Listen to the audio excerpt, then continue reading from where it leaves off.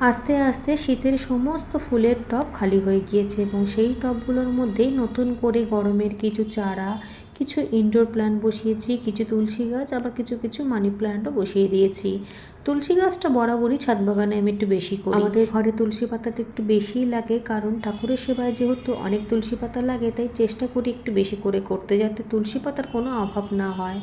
আর এপাশে ইনডোর প্ল্যান্টের বেশিরভাগটাই কিন্তু আমি জানালায় জানালায় দিয়ে দিয়েছি, যাতে রোদের তাপটা খুব একটা না পড়ে। বাকি যেগুলো রয়েছে সেগুলো কয়েকদিন পর সরিয়ে দেবো। পাটটা বেশ ছিমছাম লাগছে, ভালো লাগছে। তুলসী গাছটাও বেশ সুন্দর হয়ে গিয়েছে। এই বালতিটার মধ্যে শীতের ফুল গাছ ছিল। বৃন্দাবনে যাবার আগে ঘরের লঙ্কা থেকেই বেশ অনেক দানা আমি এই বালতির মধ্যে ছড়িয়ে দিয়েছিলাম। যাবার আগে ছোট ছোট চারা উঠেছিল, একেবারেই ছোট।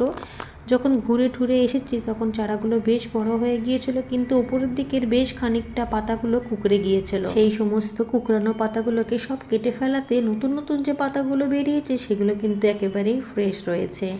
তার মধ্যে আমি আসার পর দুবার গাছে ওষুধও দিয়ে দিয়েছি, কিন্তু ওষুধ দেওয়ার একদিন পর্যন্ত ঠিক থাকেনি, তারপরেই 2-3 বার বৃষ্টি হয়ে গিয়েছে। যখনই ওষুধ দিয়েছি তখনই বৃষ্টিতে ধুয়ে গেছে। আপাতত গাছগুলো তো খুবই ভালো রয়েছে। নিচের দিকের পাতাগুলো যদিও বা কুঁকড়ানো, সেগুলো একটু বড় হলে কেটে ফেলবো।